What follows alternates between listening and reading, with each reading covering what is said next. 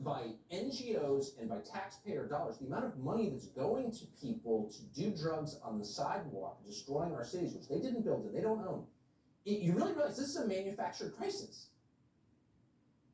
Gosh, Tucker, there is so much that I want to say here. I know that I'm not going to have enough time. You're talking about NGOs, and I can't say to the American people enough. If you really want to look into what's going on, please understand, yes, it was manufactured. Yes, this was a plot. It does not allow people to look at you and issue pejoratives like you're a conspiracy theory. You can look this up yourself. Look, conspiracy theorists, you can look this up yourself.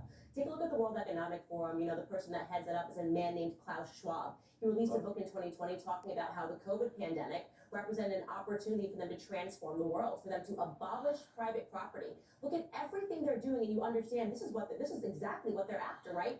Eviction moratoriums, basically saying you have to allow people that are effectively homeless to live in your home. You're making entirely no money. How are people going to be able to pay back their mortgages? They're not going to be able to. They're going to default. People are going to be scooping up their properties that were once owned by people, hardworking American middle class citizens, that were maintaining their lifestyles before the government forced shut this down.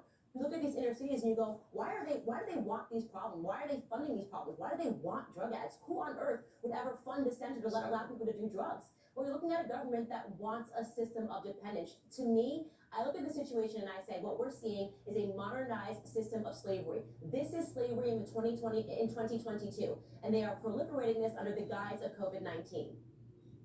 I agree with you. I agree with every word of that. I wish I didn't, but I sincerely do. I wonder why there isn't at least one city in America that says, I don't care what the court, I don't care what anybody says. You can't crap on my sidewalk. Get the hell out of here, buddy. Move on. Like, that is, I think, the way that all civilizations have always reacted to threats like this, like drug addiction and vagrancy. Why does nobody do that now?